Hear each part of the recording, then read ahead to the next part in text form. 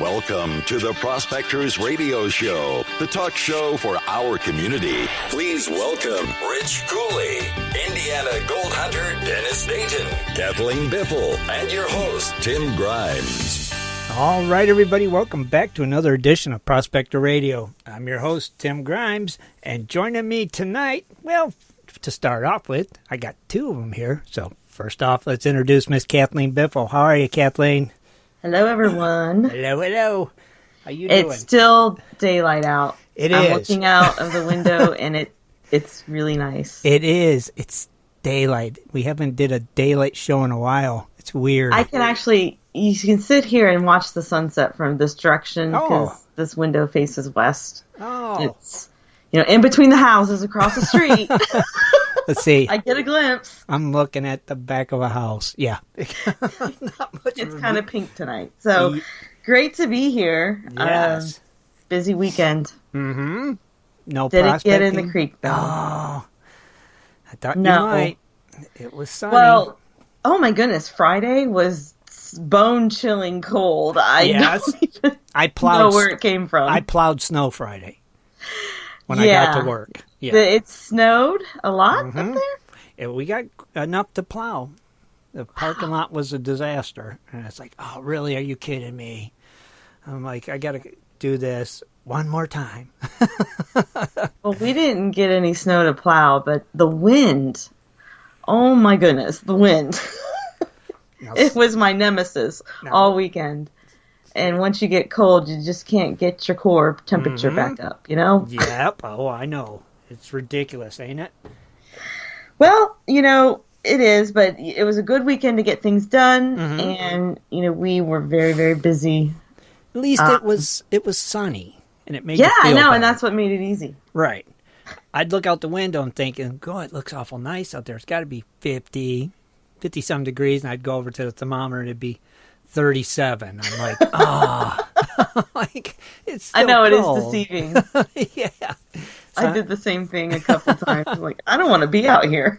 That's me. I just don't even want to. As nice as it looked, I'm like, it's still cold. I don't want to be out in the cold. And there's still snow in the shady areas where it's, stays shady all day, like by the garage and stuff. I'm like, there's still snow on the ground. It's cold. I don't know. This year's just been awful. It has been. Normally we're out there, but we had such a cold winter. Plus we're dressing up our dredge still, and it's got a cure and all that good stuff. So right, but it was a good weekend to get stuff done. Well, good. Now next weekend's looking better. I seen 50s next weekend. So yes, that is definitely promising. And maybe we could do some St. Patty's. No, camping and St. Patty's Day dredging. that would be fun. I think I could make that a good time. That would be cool, wouldn't it? Man, yeah. Dang.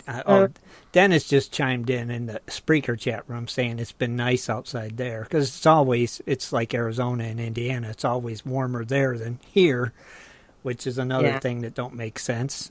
We're right next to them, but Indiana's always warmer than we are. It's like maybe because he's more southern-ishy, southern Indiana, and that's quite a distance from you. Yeah, right. The climate's just so much. You get that Lake Erie stuff. I think so. I think I get some of that lake cold crap, which is Columbus is just in the middle. Yeah, you're just missing it. So I'll get the crappy stuff before you do. It's like I'm just over it. I know that it's. Clocks. Oh, I'm so excited ahead. To go out, though. Oh, I know. We're getting things ready. I don't know if my phase 2 will be finished on my dredge. Why? It's just taken a lot longer to get what I need to get the phase shipped 2 to us. Okay. So I may just take it out before phase 2 is done if I go out this weekend. Okay. And then have to finish phase 2. And then you'll get the phase 2 done. Okay. Yeah. I know. I'm still waiting on my phase 1 stuff to arrive. Phase 1. Any teasers? Come on. I can't give a teaser because then I'll give it away. As soon as it comes, I'll do it, and then it'll be... Because like I said, I don't know if it's going to work. It might be a big fail. I'll be back Fail. back to phase 0 again. I'll be like, gosh. You'll have to take a picture of the failed attempt. Oh, I will. I definitely will. Fail. Fail. Big epic fail. I'll wrote on it. Be like, dang, what to do now? Running out of ideas. This idea has to work, you know? Well, yeah. Well, to remind everybody, don't forget the Dress My Dredge or High Banker or whatever equipment you use. Mm-hmm. You know, just spruce it up this spring, and May 26th, we'll announce the winner. Heck yeah, that's going to be cool. Somebody's going to win. Uh-oh, I'm about to sneeze. Not good. Uh-oh, sneeze button. Wait. Sneeze. I've been sneezing all day. Wait, it went away. I think that's worse when it goes away. Darn it, now it'll be teasing me.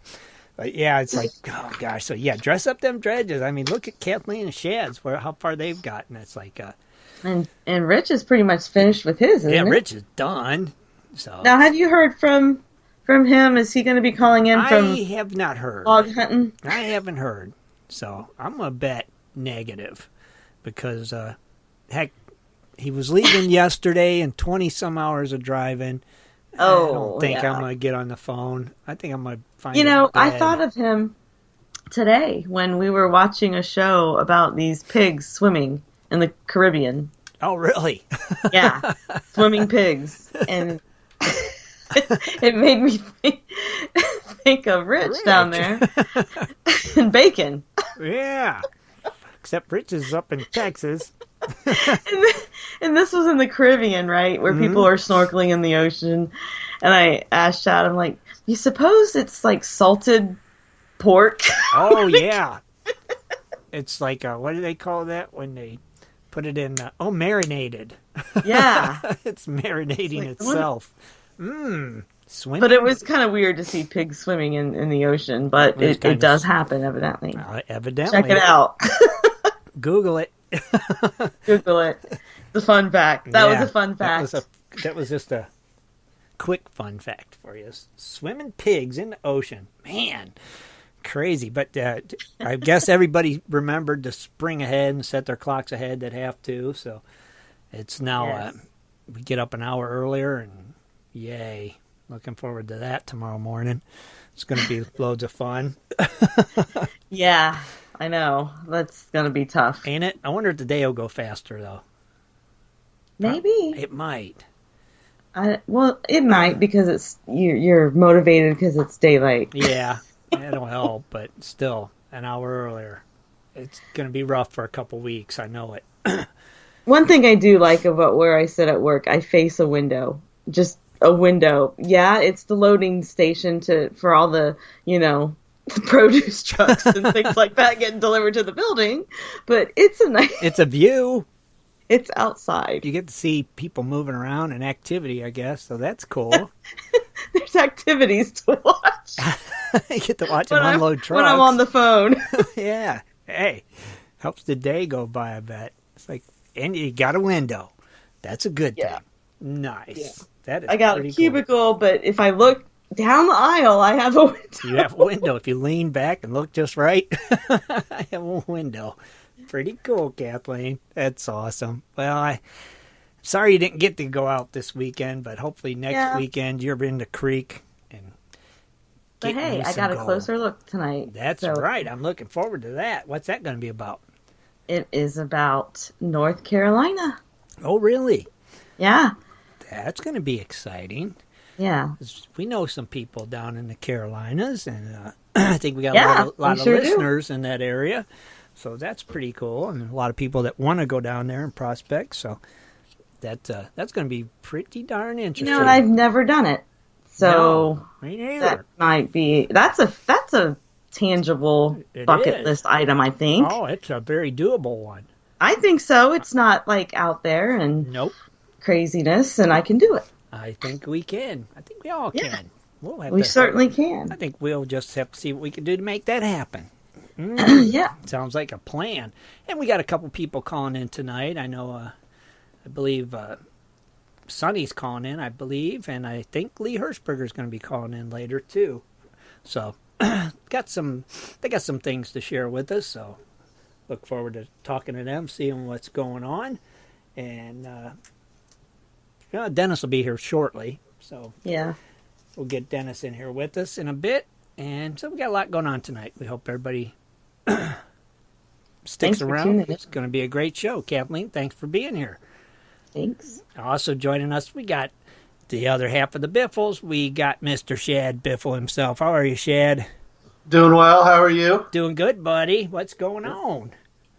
Oh, not too much, really. Just sitting here, relaxing, listening to the show. Nice. But no, I was on Facebook the other day, and I was just thinking about everybody. A lot of people in the prospecting minded community build their own equipment. We've talked about it. Right. They've shared stuff. So I threw out a post on the official group page just to see, what people have been making lately, and it was kind of interesting to look through some of the tools and equipment.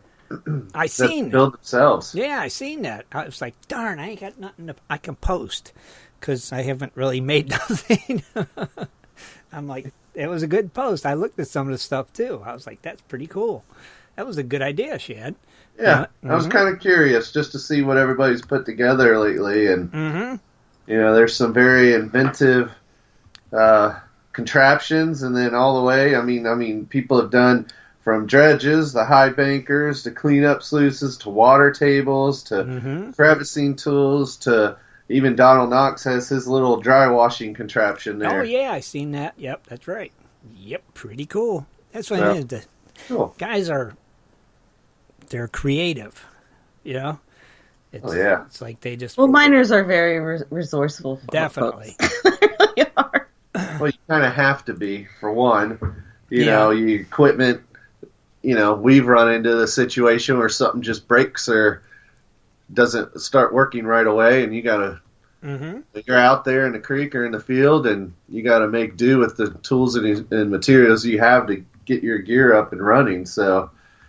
Oh, yeah, definitely. So you have to be resourceful, and that's what's cool. They are, and putting a post like that, it showed it, when they start posting the things that they've, made and created or upgraded, it's just pretty neat.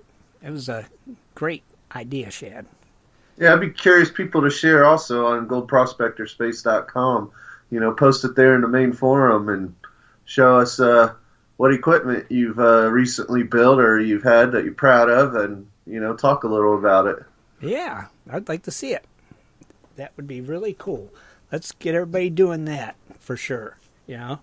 Pretty neat, and get them dredges dressed up or whatever. Oh, no, if not, I guess we win. I guess. Right? I guess so. I guess that means we don't have to send out no dirt with gold in it, right? Don't have to give up a box of dirt, man. So didn't Shannon say Shannon posted he was going to dress his... He said he was. Dredge. That's right. He did say he was going to dress up Big Bertha or something, he said, didn't he? Yeah, I'm hearing a lot of talk from people, but I'm not seeing any pictures or anything yet. So, they talk. You still got 2 months. Mm-hmm. So maybe that's why, they're just waiting around. They're just procrastinating. They're keeping it a secret. Mm-hmm. Right, until they're going to spring it all on the last day or something. We're going to get bombarded with all these great pictures. So let's see it, guys. Come on, do it. Have fun with it. Make it happen. Use your creative imaginations. Definitely. Yep. Now, Dennis just posted something. He said he got great news tonight. Wonder what that's all about. We'll find out when Dennis arrives, I'm sure. But man, Shad. Yeah. Well, the only other thing is I've started to look. Kathleen and I've talked. My dredge, I have a T80 compressor, so I'm looking at getting, the rest of the stuff to run air this year. Okay. So I know what Keene has, but I'm open to if anybody has any other ideas or places to kind of check out or whatnot. And for the dive and stuff. Yep. Okay. Yeah, if anybody's got any ideas, let us know here. Let Shad know and Kathleen. They're looking, but we all always could use a good deal on something. So if you know of anything, let them know. I'm sure others are looking too. So it'd be good to hear what people use and where else they've looked and where some good deals they've heard of. So. Oh, heck yeah. That's weird. I was thinking about our Alabama trip today. Don't know why. Just was. Good times. It was. It was a great time. I think that's why I was probably thinking about it and going, man, that was a fun trip. That was a blast. And I can't wait for, future outings. Mm-hmm. They're always fun. Looking at doing this year for one. And, yeah. We have such a great time. Down. Yeah. Because we always have some great times. That's for sure. So, looking forward to that. Creating more memories, for sure, with all of our friends and members out there. Shad, your dredge is done, isn't it? There's only one other little thing I need to add to it that I'm still waiting. That's coming along with what you're waiting on. That final thing, yeah. The so piece de resistance. yeah. And of course, I need to warm up because I want to put some more clear coat on it. But right. Pretty cool. But I think we're planning on going out maybe this coming weekend here, just because weather should be good. No rain in the forecast, really. No. So it does. The creeks are calming down. It says something weird about snow and 49 Saturday, which is dumb, and then Sunday sunny and 55. So it's like. It'll change tomorrow. It'll change. Yeah. I'm not. That's Ohio. I don't start sweating it until around Thursday evening. Right. I pretty much know. Like, right. See, mine is saying, granted, that may be your location. For us, it's saying 55 Saturday, 61 on Sunday. So. Oh, yeah. See, it must just be because I'm in Ashland. I'm a little north of you, so it could be. But Saturday it says snow, 49. Weird. It's like, okay. If it's 49, I don't think it's going to snow. I hope not. Well, you are further north. Yeah. An hour north of you guys. So then that makes a big difference. Yeah. It does. I think that's right on the line. Mm-hmm. Yeah. Or the snow. You guys are right on the line of the snow belt. Mm-hmm. With that weird Ohio Valley junk or something. I don't have a clue. It's just like, no more. It's going to be spring in what, like 10 days? Is it something like 10 days or 9? What is today? The 11th. Ain't spring the first day of spring the 20th? 20th. Yeah. 21st or 20th. Something like that. So what, we got 10 days, we'll say, till spring. Oh, yeah. And then what? Easter is April Fool's Day this year? Yeah. That's a weird one. So, I don't know. Lots and lots going on. Shad, you got some precious metal prices for us? Oh, I do, and awesome. It looks positive that after close of business on Friday. So, I mean, I'm curious to see with some recent developments in the world here how it's going to impact this week. But gold increased $3 to $1,323. Mm-hmm. Silver climbed 13 cents to $16.56. Ooh.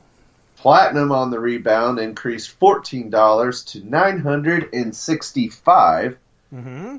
And good old palladium storming back up $20 to $992. Ooh, it almost went to the 1,000 again. I thought it might have made it. But yeah, I'm curious because I don't know, I've been following some of the current events, obviously, and one big announcement is the President of the United States, Donald Trump, is looking to meet with the North Korean president, which would be really unheard of. Right. To strike a deal to, remove nukes and stuff in the Korean Peninsula. So I'm curious how that positive news that a lot of people in the world are excited about is going to impact gold prices. Yeah. And then China's president, they just voted to basically remove any term limit restrictions for him. So I'm kind of curious there on what that's going to mean, just because how China has such a presence in the global economy. Right. So... Oh, and Dennis just asked, what is Bitcoin up to now? What is what? Bitcoin really? Up to now? Bitcoin? Bitcoin, yeah. What is Bitcoin up to now is what he put in the speaker chat room. It's like, okay, Dennis. I have no idea, to be honest. I never got into that. Me neither. That's when you'd have to ask, I think, Jaron, if he wants to know that. Cause the cryptocurrency. Yeah, I guess that's what I tried to read up on that, and I'm just like, I'm lost. I did too. And I'm like, too much for my old brain to absorb. Yeah, and I'm like, I'm in finance, but I cannot keep up with this technology. I need to retire. I know what you're saying, for sure. It's crazy. I was following it, and at first, for the first few years, it was, not worth much. Right. Yeah. And then last year, it just exploded. That's when we need to bought a bunch of it, when it wasn't worth nothing. I know, and it's like, but now it's been going down quite drastically if you look at a percentage, but it's still, I think, $9,500 to a US dollar right now. Yes, Jaron put 9,500, whatever that means. Yeah. Wow, that's crazy. Crazy. Yeah. Oh, well, I guess I missed that train. Yeah, I guess we both did. missed that Google train and the Apple train. Missed all those trains. It's like, dang it. Every time, never fails. But we're on the gold train, I guess, so we'll keep riding that one out and see what happens. Mercy. It's nuts, Shad, is what it is. What it is. What about birthdays? Ooh, where's the song? I didn't get it yet. I'm having problems. I've been having computer problems. Well, now when I get my file and I put it in my Dropbox, right? And I go to get the file from Dropbox on my iPad, it will not allow it. It says something like, can't access files. I'm like, why? I always could before. Now I can't. And it's like, it's just been a big mess. It's making me crazy. So, I'll get it somehow. Or we just have to have Dennis start singing it or something.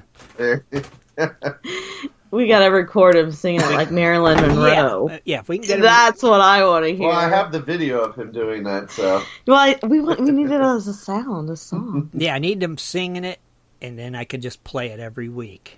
If we can. And then we could, yell out the name. Yeah, you guys could say the name and why it's playing kidding. in the background. That'd be good. Yes. Well, Dennis. Well, all right. Today's birthdays, and I'm sorry, but the site, it cuts off. I'm sure there's more, but it stopped at one person, so I don't know if it captures everybody. It's today. in alphabetical order. If their is. name is at the end, then you know that it's. No, it only goes so far before that window doesn't continue on the page.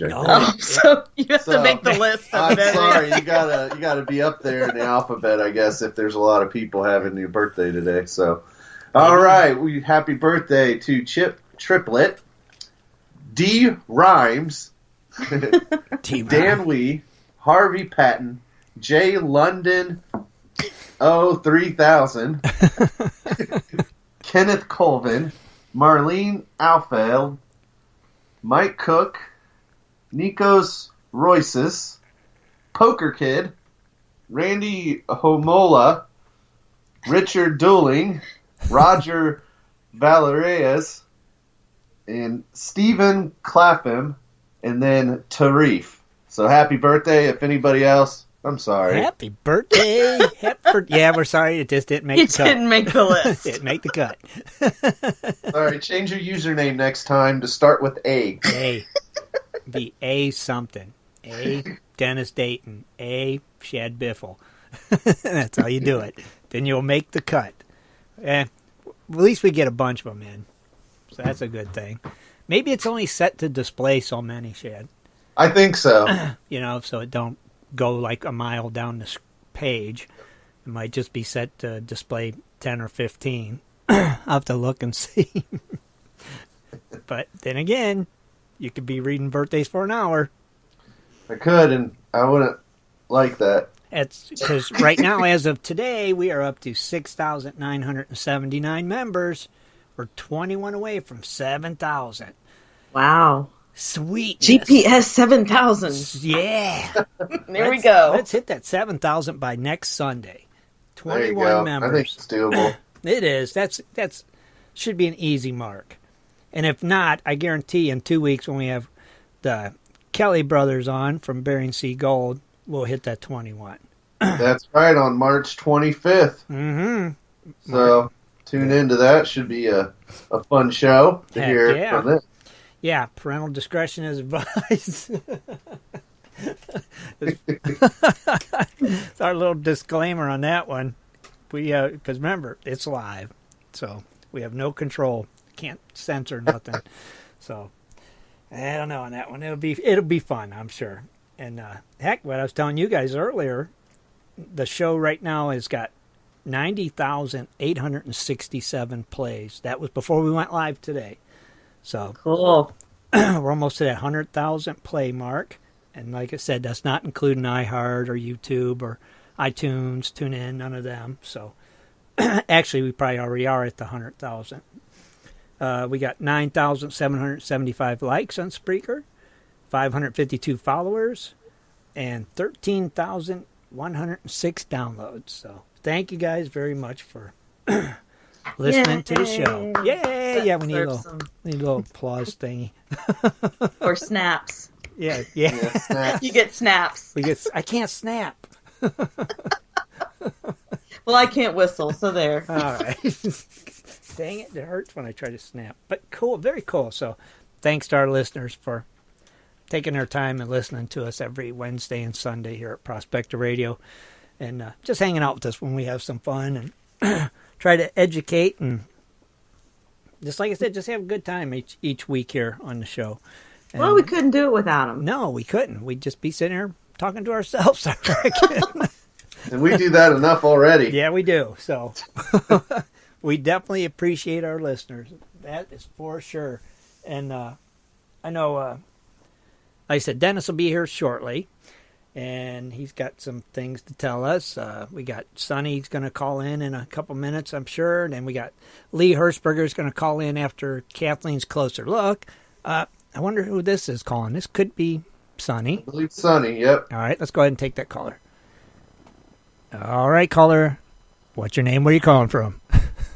This is Sonny, state director here in Ohio. It is Sonny. I wasn't sure. How are you tonight, Sonny? Hi, Sonny. I'm doing fine. How you doing, everybody? Doing good, Hey, buddy. So, That's good. what is happening? Well, I just pulled in 15 minutes ago from Bill's place, Bill's old place, let's put it that way, OSPA. Okay. Did get all three leases, all three pieces, so Okay. it's one lease. I'm sorry to say it won't be called Bill's no more. Mr. Wilson, the guy that owns the property, wants it called the Wilson claim now. Yeah, there Okay. you go. Cool. Makes sense. Well, I really wanted to keep it Bill's, because it was just a sentimental type deal. But among us, we can call it Bill's old Right. place. And I'm sure we probably will because it's just stuck in our brains. It's Bill's. It is. It's there, and you ain't going to get it out. You just ain't No. going to get it out. And when you go there, you're going to see Bill. You're going to go talk to Bill because that's what we always do. It's like, it's Bill's. It's Bill's, but properly, if you hear Wilson claim, Gotcha. everybody will know what we're talking about. Okay, got it. We did get all three leases. The upper lease seemed to be where our problem occurred from. That guy, that house on the corner there, he was our issue last year. Okay. So what we're going to do is kill the camping on that upper lease and pull the porta pot from it. Okay. But you will still be able to prospect there. Got it. There's only going to be camping on the middle claim, which is everybody's favorite spot anyways, because we got the woods there. Okay. Right where you go over the wooden bridge. Okay. I don't know where you guys camped last year, but you camped there previous years. Right. And then the lower lease we're allowed to camp. Which one's the lower one? It's down there by Free Lane. It's down by the S-turn on past Bill's Okay. place. We were there once before when you guys had an outing when Black Sands still existed. Yeah. They were down there That's prospecting. That's where Tim and them was prospecting. Was there? Yes. They pull off in that field, and that's right Yep, to there. the right. Okay, got it. Yep. Yep. All right. And we're going to pull. I'm not going to talk figures, but I'm going to say we are double the lease we were last year, price-wise. Okay. So we are going to pull one porta pot. There'll only be one at the center camping claim. We got to figure some way to save money because of the cost of it. Right. The other thing is that upper claim, if you go up there to dredge, you have to fill your holes back in. Okay. That is, if you look at OSPA rules, it is on the back. It is actually the rules of the swank claim. But I was down there, and Shad and Kathleen knows, the center of that top claim, it got hit pretty hard last year. And there is no evidence of anybody in there except for whoever was in the bank on the other side of the river.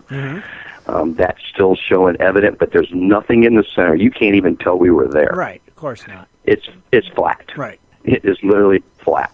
Yeah. So And Bill's, that water moves fast. Yeah. It's crazy. When we were down there once and it flooded, but we couldn't go in, and we were just watching big trunks of trees just rushing down that river. Just that creek. Flattens it right back out again every time. Yeah. Sure.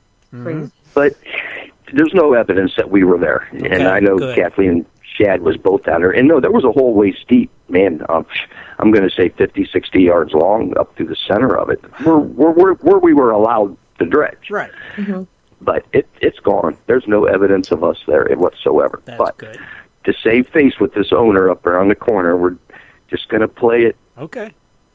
We're going to play it easy. If you go up there to dredge, you can park up, go in like you did. And our other fear is it is really hard to get in and out of that spot safely. And we're a little worried about campers being pulled down in there and then trying to get out because it's a big hill upgrade coming out. So that's the only really change down there. Okay. But we are on that first claim. We got to fill our holes back in when we're done as best as you can. Right. Basically, definitely don't want the tailing pile sticking out of the water. Gotcha. Okay. Yeah. You'll never fill back in what you took out because the silt and everything else that went on down 10 feet below us. But just any of the big rocks, we want to throw them back in and try to appease these people up here. Sure. Their biggest complaint was they said there was garbage left. Well, I've been down there several times last year. I never seen no garbage. No. And, the common rule with any prospector is you pack out more than you pack in. Right. It's plain as simple. If somebody left a can in the fire, you take it with you when you leave. It's that, that's simple. Makes sense. And that's always been OSPA's rules anyways, and I know the GPA would appreciate that also. Sure. So, but now everything went good. Go ahead. Good. Now, is the OSPA, I understand now, has opened up membership again also? Yes, sir. We need to pay for a few things here because, like I say, our lease doubled down here. I did rework Newark's deal. We will have it again this year, but we got a price drop on it. Okay. And so we've retained all of our leases, and we added Cottonwood as a season pass this year. Okay. All rules to his camp apply. OSPA rules don't apply. Gotcha. So he sets his rules at his place. And the Bills was the same way. Yeah. We went by Bill's rules the whole time he was down there. Right. So, other than that, we did real good this year. We retained everybody. We actually signed Bill now as a lease. This is ours. This is OSPA's. Nobody else will be allowed in there. Okay. There will be no trespassing signs put in all three pieces. Okay. But OSPA members will know they're still allowed in there. Right. That's good. Okay. Are they going to have people, just keeping an eye on it? Well, that's what I have to work on. I told them the first month or two I would come down as much as I could, police the place, till we at least get everybody to understand this is an OSPA lease now. It's not Bill Holland's lease. Right. So I'm going to depend on a lot of our members on this to go down there. Like if you're going down on a weekend, I'd push to be notified so I don't have to make a trip all the way down there when I know Shad and Kathleen's down there that weekend. That's a good idea. We have to police it ourselves, people. We really do. Yeah. And that's a great everybody has a part in this. Sure. Definitely. We're all members, and we all make sure other members abide by the rules. Right. You never get into it with somebody, but you have 4 officers in contact to let us know what's going on. We don't want no confrontations. Right. No, very good. It's just simple. Sure. Now, how many properties does the OSPA have right now, Sonny? 5?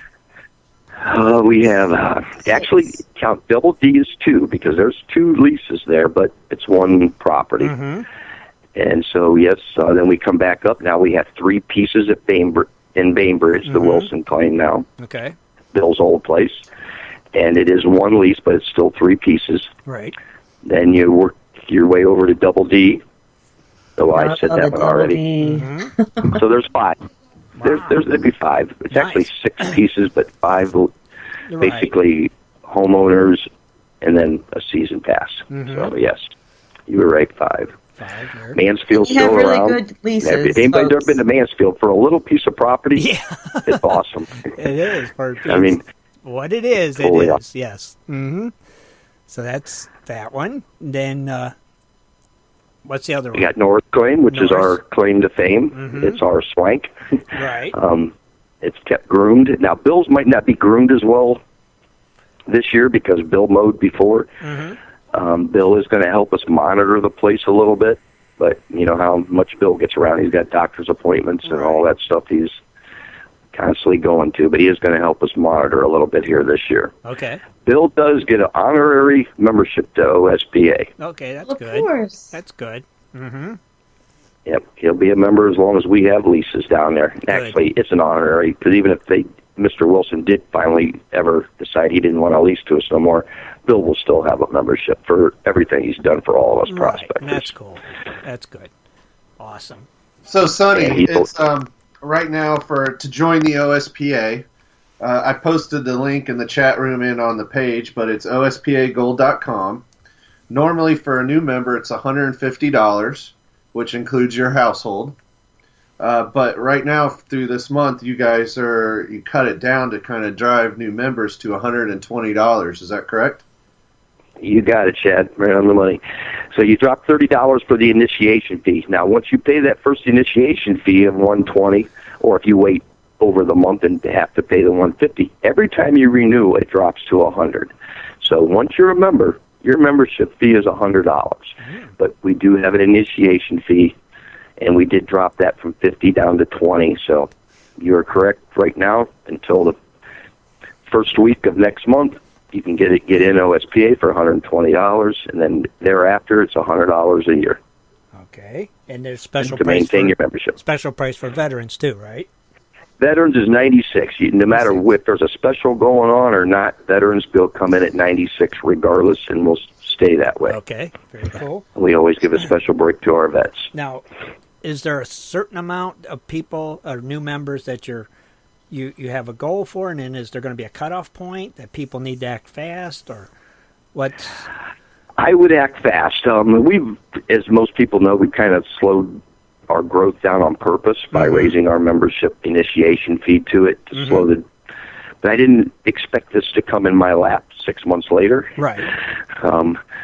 So we're going to go for a drive here. I discussed it with Shad. We're talking we'd like to see 12 to 15 new members. Okay. And be honest with you, between East Coast Prospecting, GPS Radio, and Flash in Your Pan, we've gained already 4 came in the last couple of days. And I don't know who came from what yet, but I know we've had. And then guess what? Carrie wasn't going to re-sign up and just sent me a message yesterday that even though she's leaving, she wants to help out, and she's re-signed up. So you can count, in a sense, since hers expired in October, she's a new member again. Yep. In a way. So, way to go, Carrie. So, yeah, it's starting to work. I'm hoping by next week we see more filter in. I just know the people that contacted me, and each one of them even took pictures of their letter. And one was FedEx. That's how bad quick he wants his membership back. That's what I'm saying. 14 or 15 new members. People need to act quick. You know.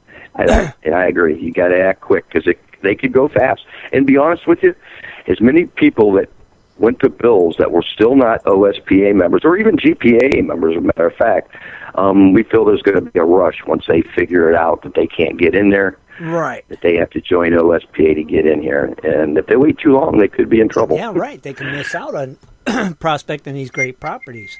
So that's the thing. They need to strike. If they're even considering it, don't hesitate.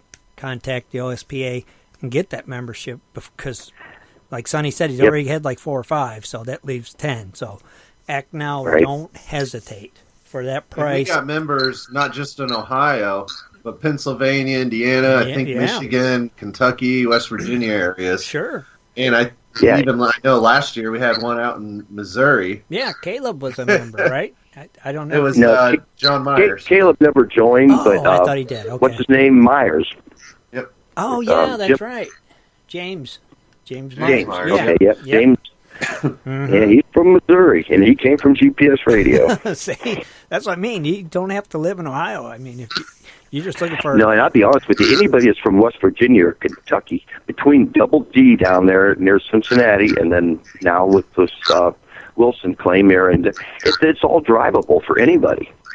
Right. You know, down in those two states, West Virginia or Kentucky. So, and it's, you know, we're clear in southern Ohio down there, so it's not a far drive. Several hours, depends how far you are into each state, but it ain't an issue. It's a drivable day and drivable back home and get to dredge half the day. Oh, heck yeah. And in the camping, I mean, like right. you said, We like can too. At the Norris is beautiful. It's like your Swank, like you said. It's a beautiful place to camp, and so you come down there and spend a couple days, and it's a great river. It's lots of gold. It's just awesome. It's a mean river. It's a mean river, but it can be nasty at times.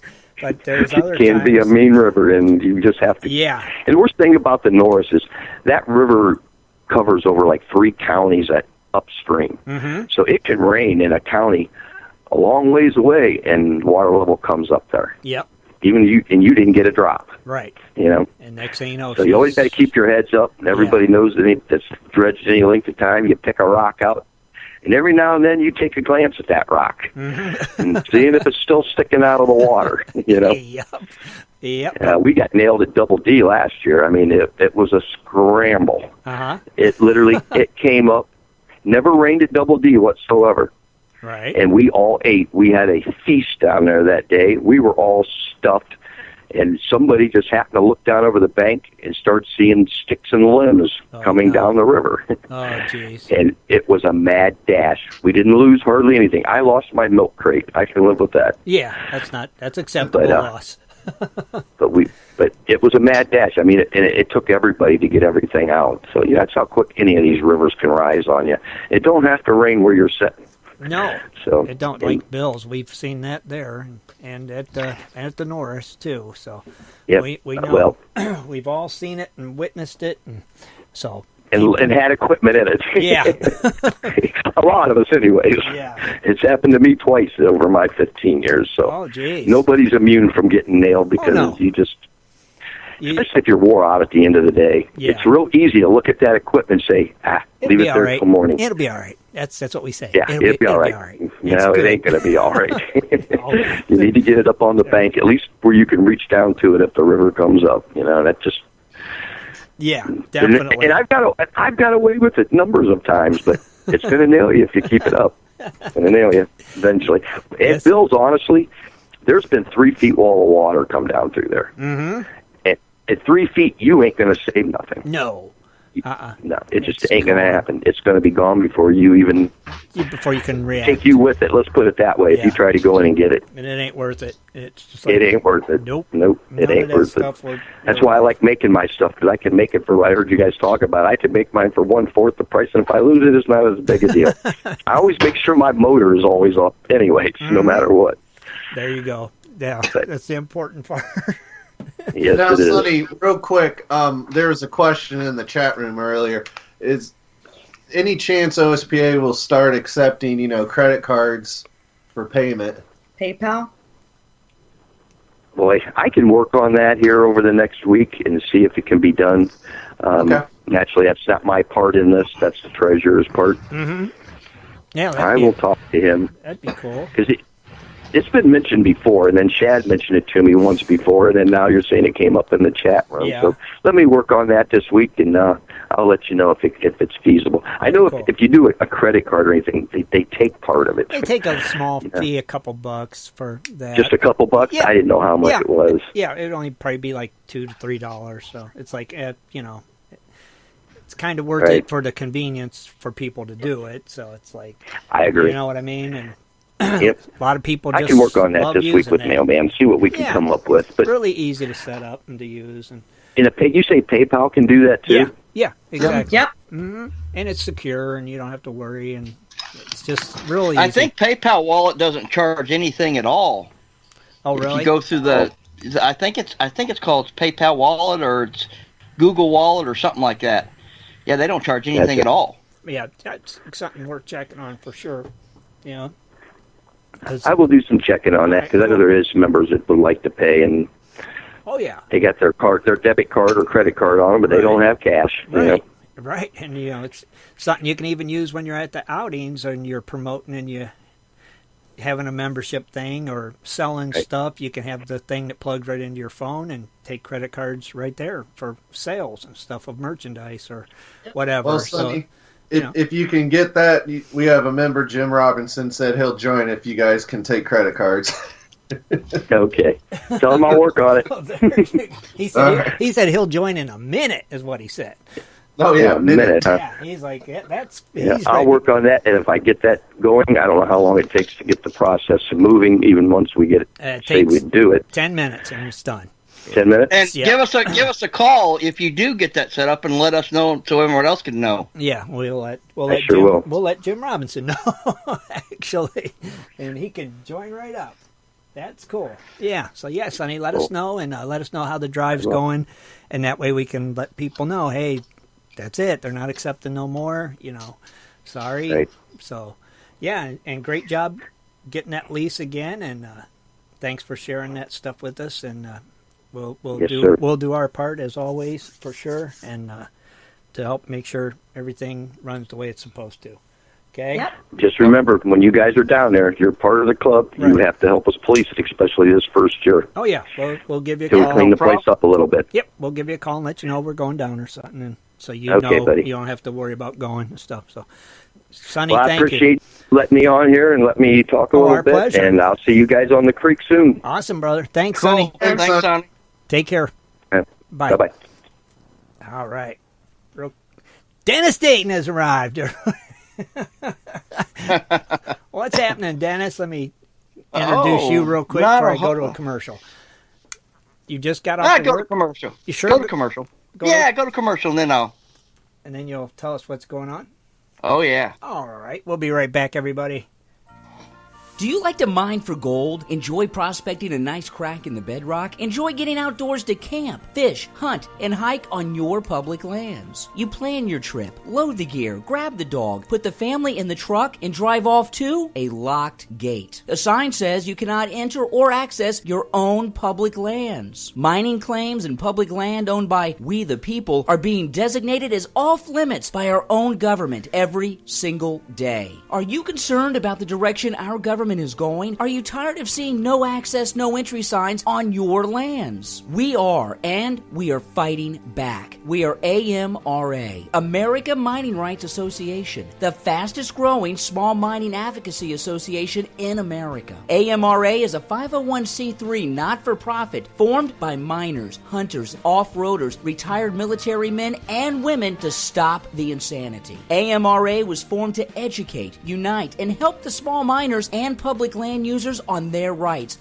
given to us by God. Do you want access to great mining claims? For a small tax-deductible donation to their Miners Legal Fund, your family gains access to proven excellent mining claims across America for an entire year. AMRA challenges the USFS, BLM, EPA, and the other agencies intent upon stopping you from enjoying your own lands. You are who pays these people's wages. It is time they listen to us. We need to unite. And that is what AMRA is doing. As you sit here right now, thousands of acres of public lands are being closed, locked, and blocked from use by you. Are you fed up yet? Join us. Get in on this fight and let's restore America to what our families fought and died for. Freedom. Just visit AmericanMiningRights.com. AmericanMiningRights.com. Also, check us out on Facebook at American Mining Rights Association. AmericanMiningRights.com.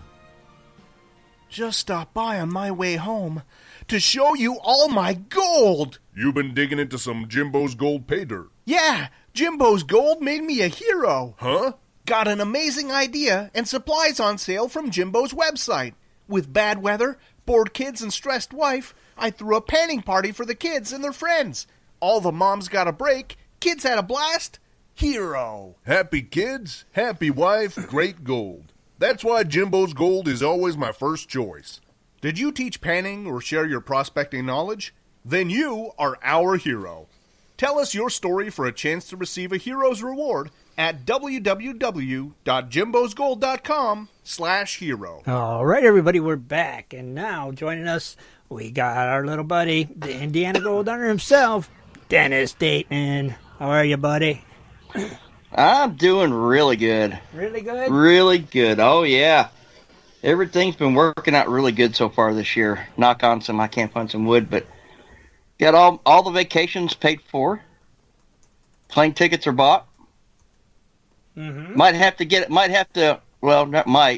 to have to get another one because got a possible getting one claim, maybe two, with Caleb. Really? Yes. Where? And the one claim has an old ancient river channel that runs through it. Mm-hmm. Kind of like a high bank. Oh, yeah. Oh, that's cool. Yeah. Pretty neat. When you gonna know? I'm really, really, really excited. When you gonna know? Not for sure exactly when, but hopefully within the next at least couple months. Couple months? Okay, cool. And where's that going to be? Excuse me, Denver? Or Idaho. Idaho claims. Oh, that'd be nice. Yeah. Mm-hmm. There's a really good gold in Idaho. Because I went 3 years ago when I went down to the Rumble on the River, too? Yep. We got some really good gold there. Mm-hmm. So that'd be nice. Ken gets his big gold. Ken the mountain. So, yeah. That is pretty cool, man. I'm really excited. That is exciting. Very nice. We're excited for you. Yeah, let us know. Keep us posted, okay? Yeah. That's awesome. Yes. Heck yeah. I guess as long as I keep working all this overtime. That's right. Keep working overtime. Buy more claims. I'm ready, though. I'm so ready for a weekend out of here. I bet. I got on listening to on Spreaker. Of course, John Lane, he was saying, "Oh yeah, he went out this week. Him and Derek, they went out. Mm-hmm. And I stuck at work. Don't that suck? Oh, yeah. When you know the guys are out there and you're at work, it's like, dang it. Yeah. I want to be. So out there I know John's listening. So I don't even want to see pictures of the gold. Just don't even show me. Show him. Let's see it. Post them all over Dennis's Facebook page. I don't even want to see them. Oh yeah. Mercy. yeah, and speaking of which, I heard you got a jitterbug computer now. I got them jitterbug issues too now. I think yours rubbed off on me or something. It's like, what the heck's going on here? It's making me crazy, Dennis. Man. Oh, I can't stand it. It's just one thing it's another with these jitterbug computer setups. It's like, I need help. That's for sure, man. Definitely. There was I was going to ask you. Oak Island, season finale. What happened? What did they find? Well, they actually, of course, they're not going to give up on Oak Island itself. Okay. They kind of showed a little bit of a snippet where, what's it called? Before, or the original searchers, mm-hmm. He came up and found the old wooden, where they went down ever so many feet and found a layer of logs, and then go down another 20 feet and find another layer of logs. And then they found the original searcher. Besides, they were on the beach and they found more stuff, more relics, more coins, more. It wasn't necessarily in the pit. They did, they did get some good findings in the money pit. But so they're going to be another season the next year. Oh, I would imagine they've already got another one out. It's that new one. The Curse of the Civil War Gold or something like that. Mm-hmm. Oh, okay. So have you watched that one yet? Yeah. And you like it? I love it. Awesome. I haven't watched that one yet. Oh yeah, it's sweet. I love it. Is it better than the Oak Island? Just as good. Just as good. Okay. All right, cool. I'll check it out then, I forgot that it started already, so now I know now, so I'll have to definitely watch it. Very cool, and see what that one's all about. That's always pretty cool. The Feldmans are getting their show. Oh, that's right. Any idea when? Has anybody heard? All I've heard is later in the year. I believe 6 episodes will be released. I haven't seen an exact date yet. Okay, maybe they'll let us know, Shad. That'd be cool. Right? 6 episodes, that's a great start. Look forward to that one. Man, good. It's a couple good shows then. Got the Feldman brothers and the new Oak Island thingy. But not Oak Island. But Oak Island. Right, Dan? Oh, yeah. Man. See, what else was it? What was I just going to say?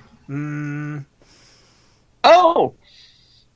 I got my my stuff ordered from Digger Charlie from Stealth Diggers. Oh.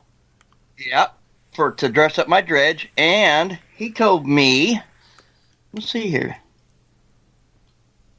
What'd he tell you? He said he's going to throw me in some extras for the crew.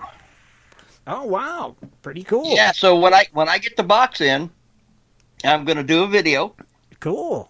I'm going to open it up, and I'm going to find out what of course, I know what I ordered. I got some shirts and some stickers. Mm-hmm. But he said he's throwing some extras in for us at the crew. Yeah, so wow. Well, thank you, Charlie. You have to wait and see. You'll get to see it when I post the video. That's pretty cool. Thank you, Charlie. We appreciate that. Man, pretty awesome. Fun. Pretty awesome. Yeah. Stealth Diggers to send us a little something. That's pretty nice of them. Thank you, guys. We appreciate it. Really do. Dennis, let us know. That's cool, brother. Pretty sweet. Did you order your flow pan? No. Not yet? Okay. No, because I went, like I said, it's flow pan. I'm still going to get it. You said you were getting that and something else you were saying. Yeah, but I went ahead and got the airline tickets paid for. Oh, yeah, okay. Like all my vacations paid for.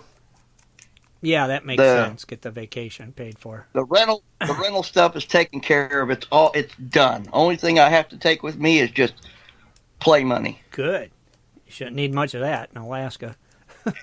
Yeah, and if we go check out this stuff, I'll definitely get a flow pan with me to take with me to go check out the claims.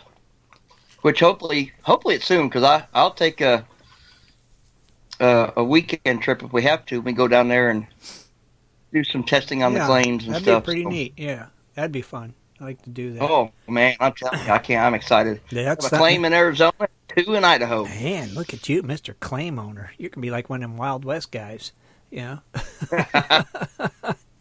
Be like Dayton Mining Corporation, right? That was going to be.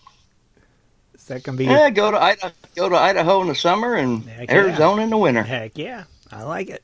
Sounds like a plan, brother. Definitely does. Pretty cool. Well, I'm glad you made it tonight, my man. Glad to have you here, and as always, got some good news. Now, don't there's something else you was going to tell us? Me? Yeah. Think about it. Remember I sent you a text earlier? Oh, yeah. I wanted... I got it. Just give me a second here. You got it. I'm pulling it up. What's that picture of? Ooh. Oh, I don't know. No, where we were texting back before I run into a picture. Oh. I wanted to say a big thank you to 2 new premium patrons that we have. 2? Kelly. Yes, 2. Kelly Levitt and David Leesnitzer. Leesnitzer,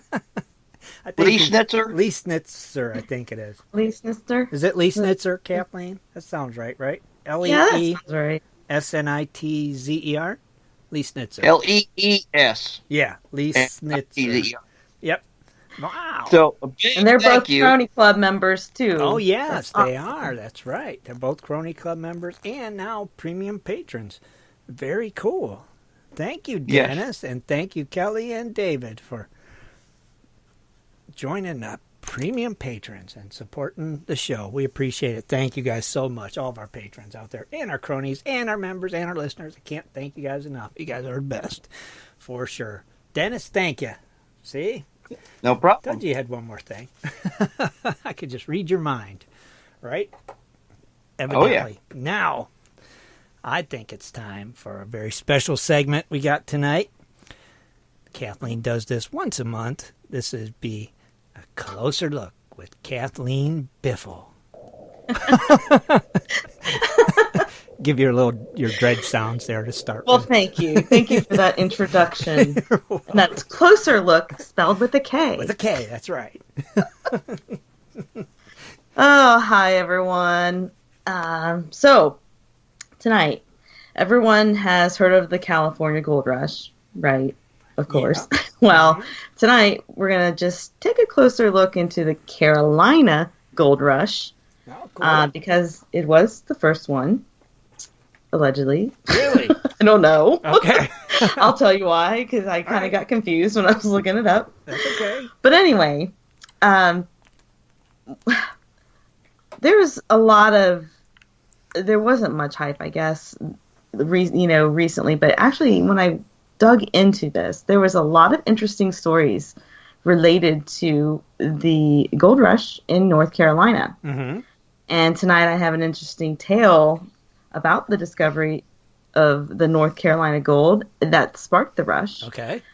And a lot of people may or may not have known, but during the Carolina Gold Rush, during its peak years, which began about 1802, gold mining was second only to farming when it came to the number of North Carolinians it employed. So that's a fact. Mm-hmm. The estimated value of gold recovered reached over $1 million a year at its peak. Okay. And North Carolina led the nation in gold production until 1848, when it was eclipsed by the Great Gold Rush of California. Oh. And as we were talking, we have great supporters of the show. Mm-hmm. Located in the Carolinas. We've got Bill Brewer from Carolina Prospectors, who's located in Statesville, North Carolina, I believe. Mm-hmm. And, of course, we've got Todd Martin and Martin Prospecting in South Carolina, right? Did I get the north and the south part? I think so. Yep. Okay. So, in doing this and what I've read, North Carolina is actually has a great golden past to it. So tonight, let's talk about it. Okay. So, what happened in North Carolina anyway? Well, it was known to be the first discovery of gold in the United States. However, later there was questions around it that there are accounts that Georgia was actually the first gold in the United States. So, I guess it's still in the air. I don't know. I'm sure there's another story behind that one. Mm-hmm. In Georgia. See. All right, so the Carolina Gold Rush. I'm going to do that a lot. I probably will. That's all right. We're used to it. The Carolina Gold Rush. We'll start with John Reed. All right. Okay. So John Reed, he was actually he was illiterate. He was a Hessian mercenary from Germany. Mm-hmm. He deserted the British Army in Savannah near the end of the Revolutionary War. So he ended up making his way to the lower Piedmont of North Carolina, which I had to look into that because I didn't know what that was. Me neither. And after I looked up, Piedmont is the name given to the middle region of the state. Okay. It's located between the coastal plain and the mountain regions. Okay. I didn't know that. I didn't either. So John Reed, when he settled there, he started a farm in Cabarrus County. Evidently, that was a big hub for German settlers at the time, and he raised his family there. Well, one day, his 12-year-old son Conrad was playing in Little Meadow Creek, and he found this really large yellow rock. Mm-hmm. The rock was heavy; reportedly weighed about 17 pounds for a rock, and he took it home. Okay. But, no one really knew what it was. And for 3 years, the family used it as a doorstop in the Reed household. That's right. Until 1802.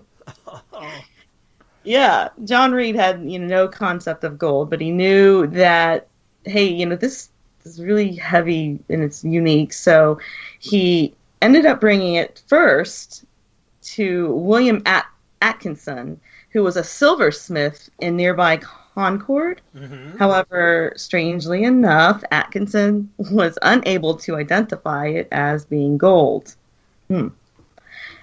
John Reed later would take it to a jeweler, though, in Fayetteville. Oh, I think I did it. Yeah, Fayetteville, I think it is, yeah. And they identified it as a gold nugget. Wow. So he asked John Reed to leave the nugget with him so that it could be smelted. Mm-hmm. So John left, good old John, and then when he returned, he was shown a gold bar that measured roughly 6 to 8 inches long. So they agreed on the price of $3.50. Well, having no knowledge of the real value of what he had, of course he agreed. Mm-hmm. And the jeweler merchant, whose name is actually unknown, gladly paid him and received roughly $3,600 worth of gold. Wow. So that was quite a deal for him. Yeah, for him, for the jeweler. Man. Well, still, that $3.50 back then with inflation equates to like almost $1,750. Yeah. So not too bad for back then, but he still got ripped off. for a big boulder of gold. Yeah. Right. I'd be like, it's got to be worth more than $3. Oh, gosh. Well, Reed did realize he was swindled, but I read this in an article. Allegedly, he recovered about $1,000 of it from the jeweler, but I couldn't really find a lot on that. Mm-hmm. A legend. But anyway, after that, Reed found some partners who would supply equipment and 2 slaves to dig for gold in the creek bed of Little Meadow Creek when it was all dried up. So they would provide the labor and the equipment, and then Reed would, of course, provide the land. And the returns were supposed to be divided equally. They were not disappointed, though. Peter, one of the slaves owned by one of Reed's partners, was digging about 6 inches below the bottom of the creek, near a deep spot in the creek called the lake. Mm-hmm. And while digging, he found a 28-pound nugget. Are you serious? Yeah, worth more than like $6,600, and that's pretty good. Wow. Back then too, even. Yeah. That's big. The location of the Reed gold mine, it's located in an area known as the Carolina Slate Belt, which is a geological formation that cuts diagonally across the central Carolinas. So many gold nuggets were found at this creek, in all of that area. They called it the Potato Patch. Okay. Because you could actually find gold nuggets outside of the creek. They compared digging for the nuggets, like you're digging up potatoes. Right. And they were big nuggets. Isn't that crazy? That is crazy. Well, other Piedmont area farmers obviously began exploring their creeks and finding gold.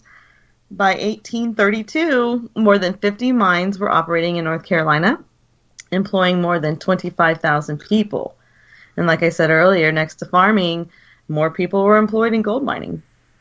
That's interesting. So, in 1825, another German farmer, it was about 20 miles from the Reed farm, he followed a vein of surface gold down to the gold-bearing rock. Wow. Soon, yeah. So, I think that was the beginning of it was like the first subsurface mining to take place. Mm-hmm. And then, of course, within a few years, dozens of other companies began to look for gold deeper down. And the search for underground gold required so much more money. Back then, labor and machinery.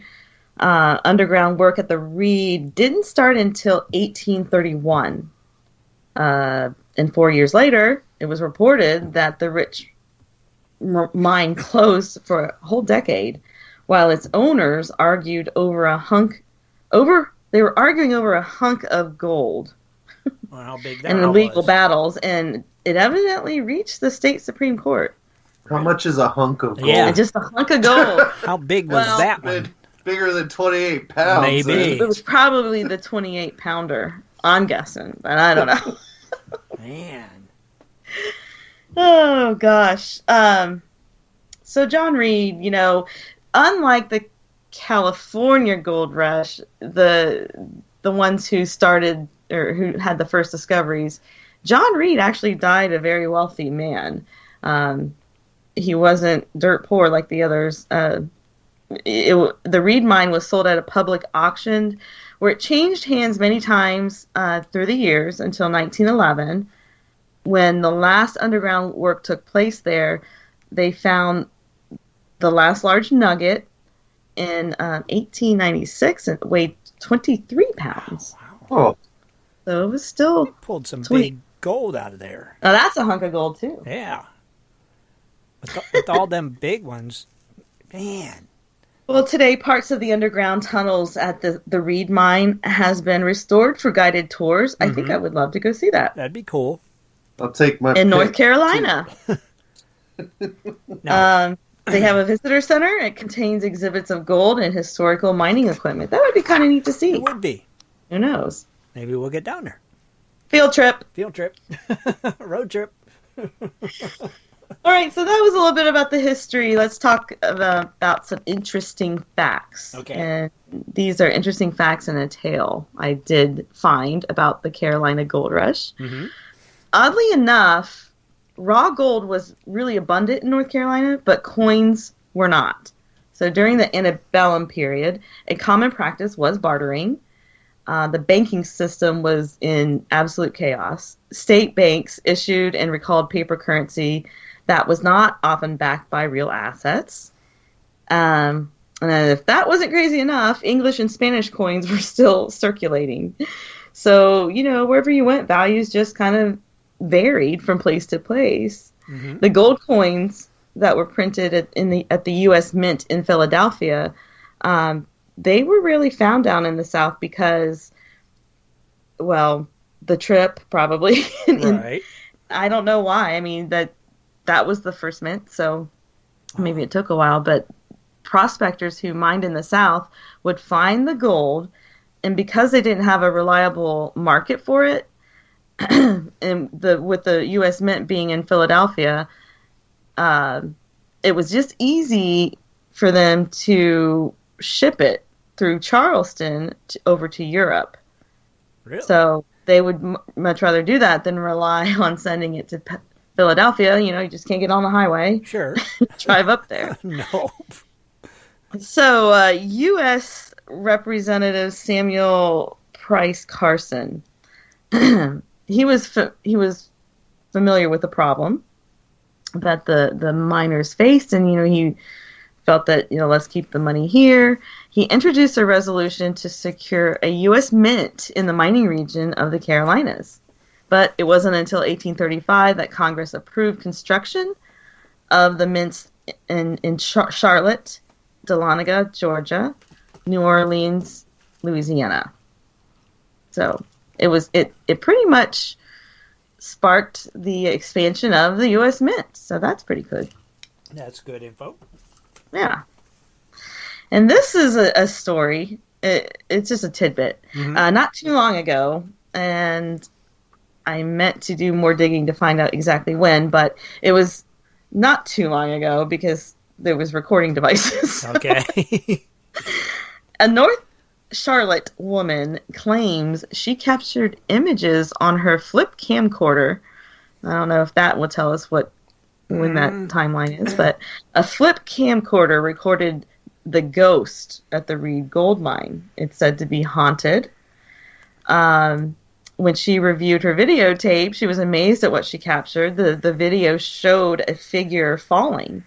She said it looked so real, she thought that it was a tourist in the mine that went over. Wow. But there is a legend. The legend is that there was an unsolved murder that occurred there 1895. And the spirit is said to be Eleanor Mills. And as the story goes, her husband Eugene loved his wife in spite of her mean-spirited disposition. I guess she was really mean. Okay. And when she tripped on her dress and fell, she struck her head on a beam and died. Oh. So he laid down on the floor beside her and just wept himself to sleep. When he awoke, he found that her voice was still shrieking from now her corpse.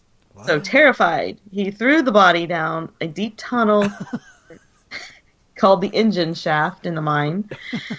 But it didn't stop her, because for years after, witnesses still hear voices that they can still, that she's still screaming at him. Yeah, it's kind of weird. It's like, oh, my poor wife, she fell. I'm going to lay here and cry. Oh, wait, she's still screeching. Let me throw her over this edge. I know. Yeah. All right. So, and there is actually more stuff on there about the mine being a haunted mine. I wonder if that video is on YouTube, Kathleen. I think it is. Oh, is it? I did it. I think so. I didn't really watch it. Okay. I'll have to go back and see. I'd like to see that one. There's been alleged pictures taken and things like that too. So. Okay. Yeah. I'd like to see that video. Well, what about Carolina gold today? See, I knew I was going to do that. Well, in 1849, the major discovery in California started to cause miners to uproot from the Carolinas. They wanted to go out west. So while gold mining still continued in North Carolina, many of the mines were abandoned and scaled back significantly. So other gold discoveries throughout the West attracted more and more people away from North Carolina. And it's never really gotten back to its heyday of the early 1800s, though that there are many mines operating in the state. Right. Yeah, what's up? I was going to say, and there's probably still a lot of nice gold there. Oh, yeah. Mm-hmm. I mean, they do have prospecting down there, obviously. Mm-hmm. So, the treasures of North Carolina.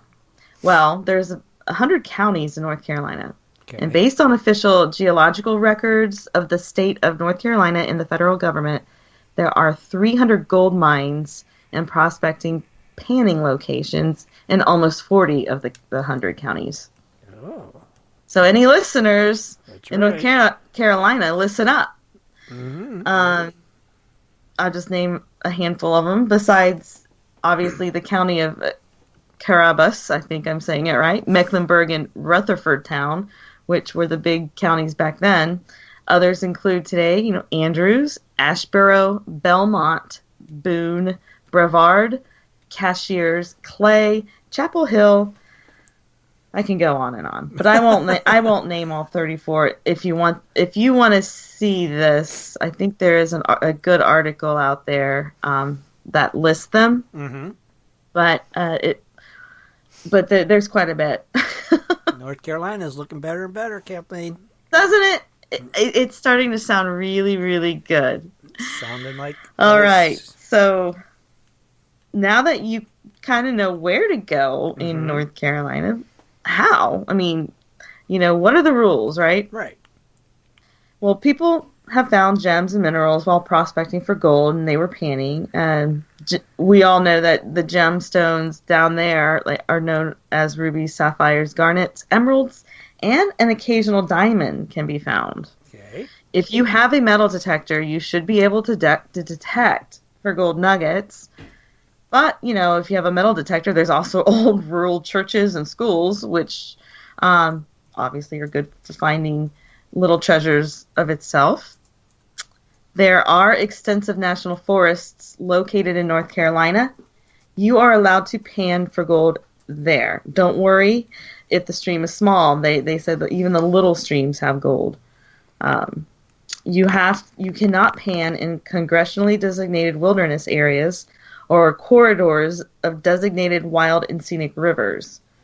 So materials must be removed using small hand tools without mechanical means or motorized equipment. Mm-hmm. So that was the blurb there. But they actually they consider picks, shovels, sluice boxes, and any large tools as mechanical. So those are not allowed. Okay. And this is, again, I'm going to repeat that this is on national forests. Okay. You can't pan on private property, of course, if you have permission. So suction dredges are not allowed. Gold pans may be used for gold panning in the beds of the streams, but the banks of the streams obviously cannot be disturbed. Same rule goes for everyone. And you are not allowed to remove any historical or archaeological artifacts. Okay. And North Carolina requires no permits for recreational prospecting. Okay. So now I'm going to just, before I wrap it up here, I'm just going to go over some of the other rules if you're thinking about taking a trip to North Carolina. I'm thinking about it. Yeah, hint, hint. On federally owned property, like the national parks and historical landmarks, you're not allowed any gold prospecting. Okay. However, there are certain circumstances where you can get your hands on a temporary prospecting and exploration permit for commercial use, which was odd. Yeah. But anyway, on private land, any gold or other materials that are dug up on private land, they are considered the property of the landowner. Of course, if you want to prospect for gold, consult with the landowner before entering the property. If you don't, any gold found could be confiscated and you could be arrested or fined for trespassing. Okay. And to find out about a certain property's owner, you can contact the county courthouse, and all this stuff is public information where you can get the names of the deed, who's on the deed on file. So if you're looking to go that route.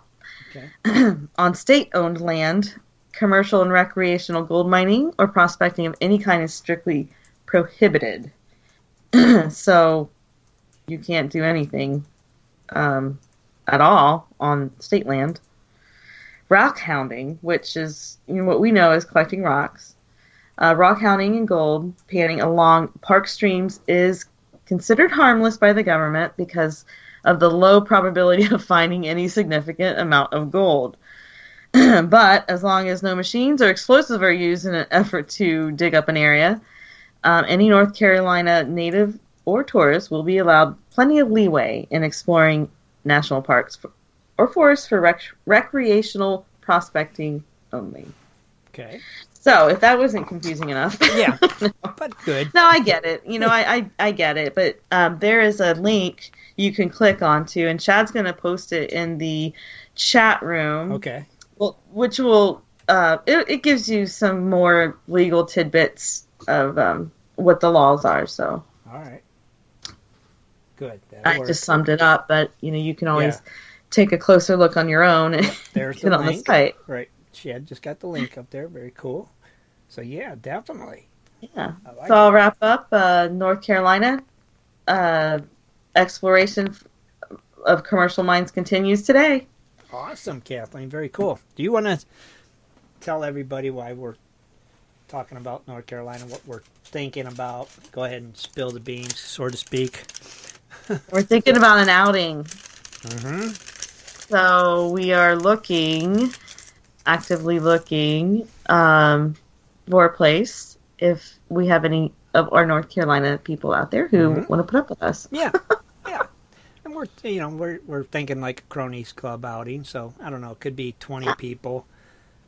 Tents. It won't be huge. Right, we would say 20. It probably wouldn't be 20.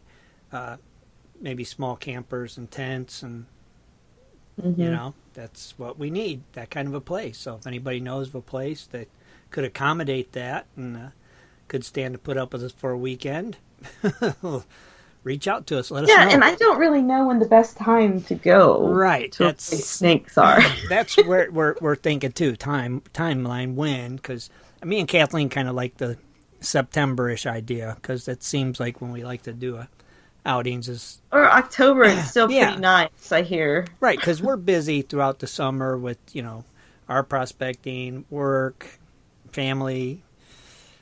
What couple gold shows we'll do, and events. So that's why we always like September and October. Things are winding down for us again, and it gives us time that we can plan and do something like that. So that's our thoughts. So if anybody can help, let us know. And we'll take it from there. Yeah, I think it'd be fun. I hope you liked the information about North Carolina. There's a lot of history there with. There was a lot, and I couldn't get everything in the short amount of time that I had because I waited to the last minute, like I always do. Well, I enjoyed it. I definitely enjoyed it, and I'm sure the listeners enjoyed it as well. Kathleen, you put a lot of work into it. We've been to North Carolina, Shad and I, and not as an active prospector like we are now. Right. It was more of a rock hound. I like gems kind of thing, and they had places there that you can pay to dig gems in the ground. So that was kind of neat to do the digging and carrying your bucket over to this big water thing and sifting through it to find raw sapphires, which I had no idea what they look like, and they have people there to show you what they look like, just in case you don't know. Yeah, heck yeah. I mean, I've been, like you said, I've been there too, but I've never been down there prospecting. So it would be fun. It'd be a great trip down there. See a lot of our members and Yeah, and the information we're getting, too, from the folks in the chat room, evidently it's hunting season in October, so that's probably not it. Right, so what about maybe September? A good time. Yeah. So maybe September is looking good. Maybe. It might be our key month. September seems like our month. Every year we've had an outing, they've always been in September. Even the GPS outing's been September. So September might be our deal, I guess. Yeah. Maybe. Dennis, you available in September? I don't know if I'm going to have any vacation left. You better save 2 days or get sick one weekend. They're pretty booked up. You always got to save 2 days for a crony outing. Yeah, I always save out 2 days. Yeah, it's a weekend. Maybe you could just switch with somebody on a weekend or something. Never know, right? Hopefully. Yeah, you never know. I got to have you there. You got to be there too. Superstar. Yeah. Yeah, the Biffles have a lot of things planned, but we don't really know the dates yet. Me neither. So that is another thing that we have to get all squared away, and it's sneaking up on us. It is. I know I got 2 weeks of vacation time, and I hope I can fit everything in. It's like, oh yeah, it's like, oh gosh, but I'll make sure I fit that in for sure, even if I just have to take a day off or something. It's like, it's just going to have to be what it is. I'm going to go to Deadwood this year. I'm really excited about that. I want to get down to Arizona. It would be nice. And like you said, I would like to get down there. You got to try dry washing. You'll like it. Yeah, I want to try that. And, maybe like get down there and do some digging with Jimbo or Scott or something. Just something. Just to get out of Ohio for a while. It's always good to get out of here. So you'll fall in love. I'm sure I will. Especially if you're always cold. That's me. Yep. I love it already. Very cool. So, Kathleen, thank you. Great job. And as you're always, welcome. Love the closer look. But, Kathleen, very cool. Let's take Good job. Yeah, heck yeah. Let's take a quick break, and I believe our buddy Lee Hershberger is going to be giving us a call. We'll be right back, everybody. In 1858, gold was discovered in the rivers of New Caledonia.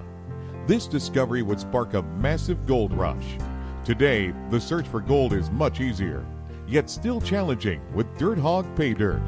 At Dirt Hog, we pride ourselves on our gold and guaranteed gold amounts. Just visit dirthogpaydirt.com today and buy yourself a bag of the best pay dirt concentrates on the market. Order with confidence in Canada and North America. DirtHogPayDirt.com. The best gold concentrates on the market, period. Also, be sure to check out our Honest Bonus program. If you're interested in gold prospecting or treasure hunting as a career, hobby, passion, or just something you're interested in getting into, you have to visit goldprospectorspace.com. At goldprospectorspace.com, you'll find forums, chats, videos, blogs, sections on dry washing, metal detecting, high banking, and so much more. At goldprospectorspace.com. There's a store, classifieds, and at goldprospectorspace.com every Sunday night at 7:30 Eastern Time, tune in to Prospectors Radio, the talk show for gold prospectors and treasure hunters. GoldProspectorspace.com is a social network with thousands of members, and everything you need is at GoldProspectorspace.com. Sign up today and get connected to others who share your love of gold and gold prospecting. Let the treasure hunt begin at GoldProspectorspace.com. GoldProspectorspace.com.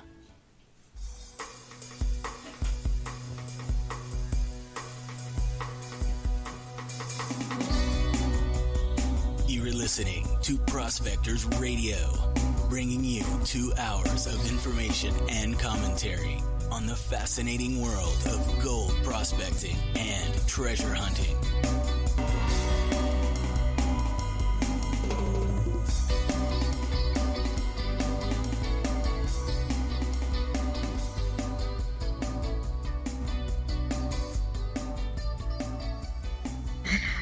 All right, we are back. Are you done bobbing and weaving over there, Kathleen? Yes, it's a rave going on over here. Your glow sticks. Yeah. Oh, yeah. Yeah. Oh, I'm glad you like that. Very cool. All right, Lee, give us a call if you're ready. You know the number, 419-520-7574. Our good buddy Lee Hirschberger from Little Gold Spinner, like Shad likes to call him, Little Gold Spinner Dude's going to be calling in. And there he is. All right. Hello, Little Gold Spinner Dude. How are you? I'm doing great. How you guys all doing? Doing fine. What's going on? Good. You got some news for us, I hear. Well, yeah, I got some, good news and bad news, I guess. Okay. I guess I'll just get straight to it. Okay. And let everybody know that I sold out my interest in the Little Gold Spinner. Oh, no. I am out. Okay, so explain to us what that's going to mean to people. They are still going to be available. My partner took over the business. He's going to continue it. I believe the phone number and email and all that stuff is going to stay in use. Okay. We're transferring everything over to him. Okay. He's going to continue to market and have them available. Okay, but you're no longer going to be doing it or involved in it no more, correct? I am going to be completely out of the picture. God darn, that's sad news. You know, when we... Will it still be called the Little Gold Spinner? Well, I am still planning on using it. I guess we close that chapter, and my next chapter is I'm actually going to pretty much spend the summer seeing if I can't make a living with it. Oh, really? Oh, was it? Oh, okay. I remember us talking before, but and is that what you're talking about? Yep. Oh, okay. Very cool. There you go. So you might get in a little more digging time now that you won't have to be a salesman, right? I hope to get in a lot more digging time now. Are you still going to come to the events and stuff, like Gold Rush Days, stuff like that, just to come and hang out, or you don't know if you'll... Oh, yeah. Okay, yeah. good. I mean, we're not going to be traveling as much as we did, I'm sure. Right. But yeah, I still want to travel and go out and just enjoy using the thing. I mean, that's why originally why I wanted to build one is because it's what I wanted to use. Right. And I wanted to get out and prospect and find gold, and right, and use it. When you bring something like that to market, it just eats up all your time out promoting and going to shows. And sure. Really got very, very little creek time in after I built it, so it was like, okay. Right. you became a salesman. You didn't. Yeah. You didn't get to enjoy it as much as you wanted to, and that's the reason you built it. And so it took away all your time. So that's. Oh, yeah. It just eats up so much time between making sure the manufacturing and everything is going and setting up what shows you're going to go to, getting there. And by the time it's all said and done, you ran yourself rag and didn't have any time to go play in the creek and actually enjoy it. And it's like, you know what? Right. So, I mean, the little gold spinner will still be made to the same specs and everything that originally was. Nothing's going to change there, right? I don't believe so, no. Okay. I mean, that's going to be up to him if he changes it. Right. I mean, it's such a great product. I don't see why he would. Right. That's what we're saying. It's such a great product. We'd hate to see anything change. It does what it's built to do, and it does it well. Oh, man. Yes, it does. Mm-hmm. So it's like... And when you go to outings, Lee, it'll be totally different because you're not working. Right. Oh, I know. I'm kind of looking forward to it, actually. Yeah, you'll be able to just hang out and just... Yeah, just go and actually enjoy it and enjoy the camping and the creek. The shenanigans. And, Yeah. Actually have some time to get involved in the shenanigans and start a few. Yeah, exactly. Instead of just working all the time. So that, it's kind of a good thing, kind of a bad thing, but, Well, are we still going to see baby girl? Oh, there you go. Oh, yeah. I'm sure baby girl's still going to wind up going with us on some of these. Well, that's important, yes. Got to make sure of that. And of course, Mary, and, we got to, Oh, yeah. Yeah, got to see you guys still. Even though you're not the salesman no more, nothing, you're still our friend, and that was a good thing that came out of it. We got to meet you guys and become friends with you, and so we're definitely glad for that, without a doubt. Well, yeah, that is definitely one of the better things that came out of it. One, I know there's a few people out there using the machine that are making more money than they did before because they're recovering more gold. Right. So I know I did help some people with it, and I met an awful lot of really good people. Just the mining community is it's a special breed that enjoys that kind of outdoors, working your tail off to see a little sparkle that wasn't even enough to pay for the expenses of getting there. Right. It's just a bunch of good people. Yeah. Heck yeah. Like I said, you guys included. And Natalie, you guys are great people. We think the world of you, and as I said, we still want to make sure we get to hang out and stuff, and Well, that's good. Now I can get Lee to go prospect Maybe. with me. Every time I try to get him last year, he's I'm going to a goat show. Right. I'm going to a goat show. And he's close enough right now. Yeah. Yeah, he's right next door. That was the deal too. It was like just about every weekend that you had free. Well, you didn't have one free because you were going to a gold show. Right. And well, you know what? You know what, Lee? That's good because I'll get with you sometime this week because I have two properties here. Well, actually, one at Tim. Is going to be coming down to test for the very first time, and then there's a second one. So we'll just have to take our little gold spinners and go do some testing and shoot some good video. Yep, go shoot some video and play in the dirt and find some gold. Oh man, it's right smack dab in the middle of Gold Palooza. Good deal. We'll have to. And, of course, my brain didn't shut off just because I sold that. I'm still going to be working on things. And, now I understand that, and it's something I didn't understand before I brought the little spinner out to the market, was that the majority of prospectors are not in it for the gold. There are those that are trying to actually find a decent amount of gold, but the majority of them are more in it for the enjoyment of it. Oh yeah, I mean it's my stress reliever. Oh, without a doubt. Well, yeah, and it is very enjoyable, and I enjoy the heck out of it, no matter how much gold I wind up with. Yeah, it's a very relaxing hobby, but Yeah. I guess the gold's like a bonus that comes with it.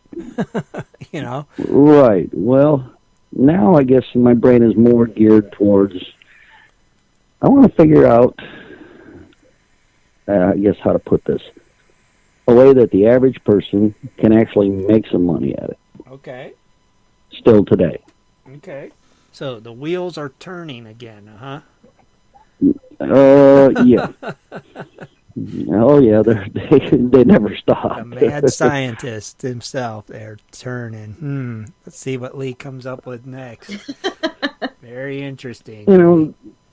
It's something along more material, a dredge, which I love using a dredge, but we all know that they're not the most efficient way to catch gold, because that fine stuff is just gone. It's very difficult to keep it when you move in the water that fast. So I'm sure that's one of the concepts that I'm going to be working with, is how to get a dredge to be efficient to the point where I'm happy with it, because I mean, there's still enough gold in the dirt, right? I mean, oh yeah, even here in Indiana and Ohio, that if you if you can move a couple tons an hour to a 3-4 inch dredge, then you should be able to get enough gold to actually come out ahead. No, that would be sweet. That would be really nice. Yeah. Keep on that, Lee. Oh, I'm working on it, but like I said, just this year I'm more going to be out digging, mining, trying to see what I can do, and I'm sure, I'm going to spend some time working on how to make that more efficient, and how to get it to the point where it actually makes me some money. Right. Well, you let us know. Well, Lee, you remember what I was talking about, what I was wanting to build last year? I don't know if you kind of remember what I was talking about when we were back in your shack. Yeah, to a degree. Yep. Well, I might need someone to partner up with me on that. Well, I've been thinking along those lines myself, but when I do it, well, you guys have seen me down at Bill's. I can't get even that 3-inch dredge of mine. It just wears me out. Right. I just a couple hours on that nozzle and I'm done for the day. So I've been thinking, how in the world can I do that? How can you dredge without having to be down there on that nozzle? Okay. Something that I can run either remotely or setting up on, standing beside the dredge, that I can just crank the thing around, move my nozzle with a crank or something. So, I got you. Yeah, I see the wheels turning. A remote control dredger. There you go. Dun, dun, dun.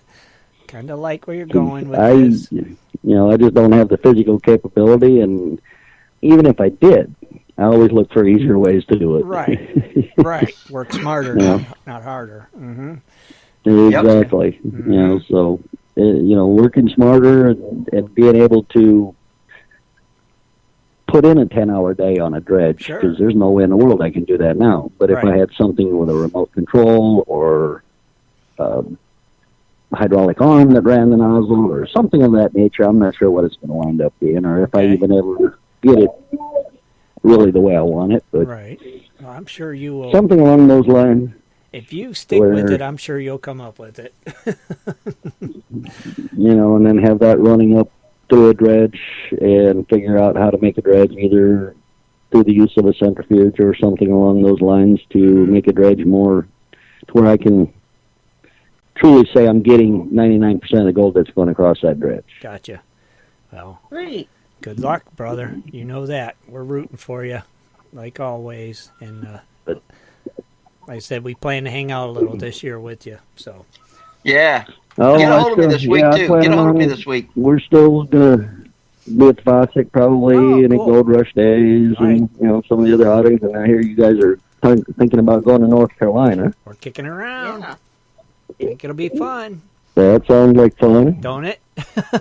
Yes. Oh, yeah. We're going to be a bunch of road traveling fools. Yep. Bunch of road dogs. That's what we'll be. Yes.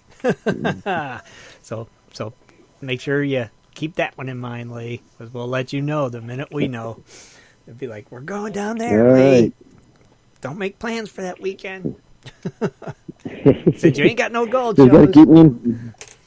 gotta keep me informed on when it is. Oh, and we where we're will. going. We definitely And will, brother. And thank you for calling in and letting us know what's going on. And, we wish you all the best in your future endeavors for sure. Yep. Well, I appreciate that, but yeah, I just wanted everybody to know that it is still going to be available. It's just not. I'm not going to have any hand in it anymore. And Okay. as far as I know, the pricing is still going to stay about the same. Okay. Is my impression from him. But like I said, that's all going to be up to him and what he needs to do in the future for what he feels he needs to do for his business. Right. Because it's all his now. Gotcha. Okay. But at the moment, I know the machines that he's got are still built to the same standards they were before, and I can only assume that he would stay with that. I don't know why he would want to change it. Right. I wouldn't think so. It wouldn't, and, unless he can find something that works better, which I don't know. I don't if think he it could work can, great. better. I don't know if it could work better, can it?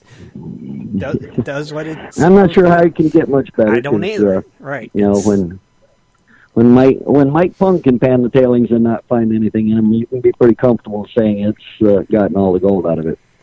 Yep. I agree. Well, Lee, thank you, brother. All right, you guys have a good evening. Thank you, Lee. And listen to the rest of the show. All right, brother. We'll be talking to you. Okay. All right, man. All right. Take care, buddy. Bye, Lee. See you, buddy. You too. Bye. Bye. Our good friend Lee Hirschberger. Always good to hear from Lee. Very cool. So that means, Dennis, you'll get to snatch Lee up and do a little prospecting with him. Oh, yeah. I tell you what, though. I mean, there was a lot of times, when I was working the night shift every other weekend, and, when I wasn't covering overtime and stuff, I get a weekend off, I'd call him, hey, let's get out. He was already, either he was taking a load somewhere or he was going to a gold show or headed to the Carolinas or wherever he was going, and we just couldn't really hook up except that one time I went up there on a weekend to his place, and that's where he ran his I got a video on it where we tested a new spot, and I ran my little gold spinner, and he was still tweaking and modifying his little gold spinner dredge, and so I got a weekend out of him anyway. Yeah, that's cool. All right, here's a caller for you, and let's see what's going on here. All right, hello, caller. What's your name? Where are you calling from? Hi, this is Chris calling from Cool Gold Tools. How are you tonight, Chris? Hey, Chris. I'm doing okay, fellas. Doing great. Hey, two things real quick. First thing is a buddy of mine owns that Peace Valley KOA campground down in Murphy, North Carolina. Murphy, North Carolina. Okay. And they have 2,200 feet of access to the Valley River, which contains gold. Okay. And not a whole lot of people know about this place. But he's an award-winning KOA campsite. They have camping and everything else. And he would be a great guy to call. I have a phone number here if you want to write it down. Yeah. You can call. His cell phone is 828-200-3243. And the website is the Peace Valley Campground. He's a great guy. And I'm sure he'll do something about giving you some kind of group discount. Okay. Awesome. Head down. Thank you, That's Chris. the first thing. And did you say Murphy was the area? Murphy, North Carolina? Mm-hmm. Yeah, in Murphy, North Carolina. Yeah. Mm-hmm. Okay. Yeah, okay. I was looking at what county is that? What's that? What county is that? I don't know. Okay. Okay. What's his first name, Chris? Do you know that I could? I forget. Okay. No worries. To be honest. No worries. All good. He was a real nice guy. I went down there and stayed there one time. It was really nice. Okay. Well, I have trouble getting around, so it was nice. Everything's pretty level. What I thought was great is they had a playground for the kids. So when I was down, messing around in the creek, the kids got bored. They went up to the playground or the swimming pool. Oh, perfect. And okay. They even had a little shop there to buy, necessities and groceries and stuff. It is nice. Very it's nice. a nice place to go. Oh, Michael Myers says it's Cherokee County. Cherokee County. Okay. Cool. Yep, that's definitely a good place. The second thing I wanted to call for real quick was a couple weeks ago in the Wednesday night show, Kathleen said something about gold prospecting in China. And I had a really good friend of mine who was from China, and his parents used to prospect on the weekend. Mm-hmm. But here's the trouble in China with Chinese gold. The government owns everything. Okay. So if you find 50 or 60 ounces, you don't get to keep it. You have to turn it into the government. Really? It's not yours. Unless you take the gold and melt it down into like a little elephant or a religious symbol or use it in some kind of craft thing. So the only way that they can actually sell their gold where it becomes any kind of value to the actual citizens is if they melt it down to something, a handcrafted item that they could sell. Well, that's good info. Wow. That's pretty cool, though. That's interesting. Strange at the same time, but Yeah, it sucks, but if you live in China, how much better can things get? Right. But, they really, and the thing is you can barter it and everything else, and the government doesn't care what you do there. But, you just cannot sell gold. As far as I understand, there's huge smuggling of gold out of China as well. So, who knows? But I would make a golden elephant. Yeah. Yeah. I went to call for a couple of weeks ago. It's been a couple of weeks. I keep on missing. Well, thanks, Chris. I'm glad you called today. You guys have a nice, nice gold prospecting summer just around the corner. And hopefully I'll try to get out the gold rush this year as well. All right. Too. Well, hopefully you do. That could be. And we will hopefully see you there then. And thank you, Chris, for the info, my friend. We appreciate it. You boys and girls have a nice day. You too. Bye-bye. Take care. Bye, Chris. Thanks, Chris. Thanks, Chris. Man, awesome. There's a possibility right there. Gotta check that one out, Kathleen. Right? And that's like a lot of... Oh. What, Dan? I was just say that's like a lot of area, too. Yeah, that could work out good. Here's another caller. Easy access? Yeah, heck yeah. Hello, caller. What's your name? Where are you calling from? Hey, this is Hook from Hookmeister Prospecting Outdoors, Jonathan Perrette. Hey, how are you, Jonathan? Doing, Tim? Doing good, buddy. Hey, how are you? How's Kathleen, Dennis, and Shad and everybody else doing? Doing great. Good. Oh, hang All right. What's happening down there? All at once. I like that. Yeah, buddy. What's happening? Oh, not much. I got in here late. I kind of missed most of the topics. As everybody knows, the Suburban was stolen and motor blowed up, and I've been putting it back together. But it's almost done. But I wanted to let everybody know I've also been working on a secret project. As Dennis said, he's got one too, which I do know a little bit about. But I've got one, and it's going to be coming out this year, and I am going to be pushing for the copyrights and stuff. But I also wanted to say thank you, Dennis, for the shout-out a couple weeks ago on Flashing Your Pan. Awesome, thank you. And but there's several big things going on with my business at the moment, and I just heard you guys talking. I come in late. Like I said, I don't know really what all your topics were about, but I just wanted to call in. Everybody I was wanting to talk to is on here tonight, and sound very interesting with the things I've been hearing for about the last 10 minutes. And but I think this is going to be an interesting year. I am planning on opening up 2 more properties this year, access to people, so I want to make that shout out too. But I'm hoping to be at Gold Rush Days. That's what I'm pushing for, because I want you guys. I am now a crony member. Nice. Well, thank you. You're yes, crony. I did join the crony club. I still haven't received my stickers yet. By the way, there's Shad and you didn't? Everybody. So Did you give me your I haven't address? received anything yet. I mean, you told me a couple weeks ago I should be getting them, and I sent you the address, but I still haven't received them, so I don't know what's going on. I'll double check. But what's that? I'll double check for you, and if I can't locate it, then I'll just send out another one. Yep, easy peasy. Yeah. Oh yeah, and also I do tattoos, so I will be having my own tat put on for the Crony Club because I'm big into that kind of there stuff. There you go. You got to get it. Very cool. So I'm going to do my own, so hopefully it matches up to the quality of your guys's. I'm jack of many trades and a master of none. I like to learn everything I can.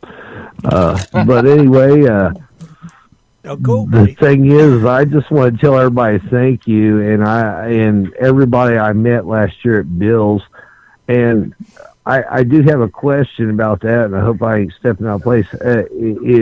Has things changed over there? Yes. As in rules, regulations, and all things that? have changed there. Yeah. Things have changed, yes. Mm-hmm. Yes, things have changed. Now it you won't need to be known as Bills anymore. No. Are you an OSPA member, Hook? No, but I will be. Better act fast because they only got like 10 memberships left. So you got to act quick. How much we looking at a year? Well, if you tell them GPS sent you, it's 120. And then it's only 100 a year, right, Kathleen, after that? And 100 a year after that to renew, yes. Mm-hmm. Yeah. Oh, cool, because I am a GPS member. I have been for years, and so that should be no issue. I'll get that taken care of ASAP, because definitely I want to come over there and get with more of you guys more often. I loved the one time I did get to come over there, thanks to Dennis's invite. Mm-hmm. Yeah, that's and I just want to push forward for all of us. So let's all just stick together and keep pushing for these rights. I just found out that in my area, a couple local small creeks and rivers have actually opened up access with boating and canoeing access. So that's a good thing. About 30 minutes from my house. So I'm going to be hitting those creeks, which I didn't know there's gold there, but we're going to see how much, because they did some, they brought a big dredge down through there for political reasons and flood zone problems, so they said. But anyway, they are now accessible to the public, but yet we're losing like state grounds and stuff. So I just want everybody to stay aware of all that. And there's going to be a lot of stuff going on with kids this year within my part of it, and I hope to see a bunch of you and get kids involved and get them outside, because everybody knows I'm big about that. So we'll definitely do what we can, and like I said, keep us posted on things, and we'll see what we can do too. That's for sure, buddy. Hey, Dennis, you definitely need to contact me soon, please. Okay, I'll do it. All right. And Kathleen, like I said, I still haven't received none of the stuff, and I think it's been 2 weeks, so I wanted to let you know. But I wanted to give you guys a shout out. I knew you were getting close to shutting down. I'll look. She'll look and get that out to you, so no worries. Okay. Thank you. Yeah, and thank you everybody, and you guys just keep doing what you're doing, keep pushing forward. And I'm sorry I was late, and wish I knew more about everything that was going on. But if you can give some briefings, I will watch the videos. But if you can give some briefings to it, I will definitely be listening to the rest of the show. Right. Thank you. Thanks, Hook. Have a good night. All right, bye-bye. Bye-bye. Awesome. Always good to hear from Hook. Kathleen, we need a name. We're going to give away a gold pan vial and snuffer from our good friends Steve Hamilton over at MakeYourOwnGoldBars.com. So You get me a name, let me know when you got one. And the rules are like always. You got 1 minute and 30 seconds to answer in the Gold Prospector Space chat room that you are here. It's that simple, that easy to win. So, Kathleen, just say when. And what music do you want? I have a name. What music do you want tonight? Whatever you guys want. All right. We're just going to roll with it. All right. Let's hear it. The name is Jim Christie. Jim Christie. 1 minute, 30 seconds to say you're here. Yeah! I like that one.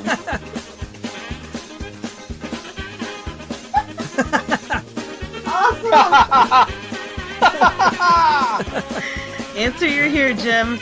That's all I got to do. There he is. I'm digging the music, sorry. I like it. I think we should make that Dennis's entrance music. Heck yeah! Oh, jeez. I like that music. Congratulations, Jim. That was awesome. Hey, Shad, will you send Jim a side chat and get his mail-in info and then send it to me on GPS like Rich, Rich usually does? Thank you, buddy. Appreciate it. Very cool. And we want to thank old Steve Hamilton over at MakeYourOwnGoldBars.com for that great giveaway. And we posted some discount codes from MakeYourOwnGoldBars.com. They're on the main page on GPS. If you're looking to buy some equipment, you might want to check out those discount codes and take advantage of that. Also want to remind everybody to check out Ed, Jess, and Dano on Tuesday night. Their Tuesday night hangouts with Ed and the gang over there on their YouTube channel every Tuesday at 8 o'clock Eastern And who's Standard coming Time. up on the 25th? The 25th here? Yes. On Prospect Radio? Yeah. That would be Chris Kelly, one of the Kelly boys from Bering Sea Gold. Kellys, yes. The Fighting Irish. I think we're going to have them both, Chris and Andy, actually. It would be so neat to knockdown fight. It could be a big fight on the show. I don't know. Hopefully they Awesome. don't make each other mad. that would have been cool to have them like after St. Patty's Day. Oh, wait, it will be. Oh, it is after St. Patty's Day. I thought St. Patty's Day was originally it was the day after on the 18th, but they scheduled for the 25th. Oh, right. That's right. And maybe that's why, because it was St. Patty's Day, and they knew they wouldn't be up for the show. Who knows? I don't know. Maybe that's why they Maybe. scheduled. Maybe. So, yeah, they'll be here the 25th, so that's going to be a great show. Tell your friends. Wake the dog. Get the kids. It's going to be an awesome show. You want to be there for that one, man. We've never had them on a show before, so can't wait to pick their brain a little bit. It's going to be fun for sure. Let's see. So that mentioned Ed and Jess. Mentioned the Callies. Did the pan giveaway. And the quarterly nugget giveaway is coming up. Coming up quick. That's going to be a nice one. Quick. For the cronies. Quickly. The Crony Club quarterly nugget giveaways this month. So all you cronies that renewed and are still a crony, or your new cronies, you're all eligible. And we got our monthly crony giveaway posted too. So talked about dressing up our dredges, outings, Kathleen's closer look. I think we covered everything, guys. Shad, did we miss something? Nope. We got everything, I think. I think so. The new patrons. Yeah, I think we've covered everything. So do you guys got anything else you need to discuss? Or? No. Tune in Wednesdays. Mm-hmm. Yeah. Dan, anything? No, I don't know when my next day is off, so I'll probably have that box that coming in from Charlie at Stealth Digger sitting in my living room driving me crazy because I'm not going to open it until I can put it on video. Okay. So hopefully I've got next weekend off because, like I said earlier, John and Derek already went out this weekend and starting without me. They can't wait on you, they said. I've had enough. I've got to go no matter what. Rain. I don't care if it rains because I'm going to be wet anyway. Right. As long as it ain't a flooding rain, you're okay, right? Yeah, flood and rain is not too cold. But I'm almost to the point where I don't care. All right, I got you. Yeah, I got you, brother. Well, let us know what you're doing and stuff, and hopefully we see you here Wednesday night for our West Coast Wednesday show at 9 o'clock Eastern Standard Time. So hope everybody can tune in for that. And we want to thank everybody for tuning in. Kathleen, Dennis, Shad, thanks for being here. Rich, if you're listening, we missed you, brother. Well, good luck hog hunting, and go catch a pig. Go get a hog. Get a couple hogs. Get a hog. Hog, man. Get a hog, man. And we'll talk to everybody Wednesday night. We're out of here. Good night, everybody. Good night, everybody. Be sure to tune in next Sunday at 7:30 for another great show. For updates and more info, please go to www.prospectorsradio.com.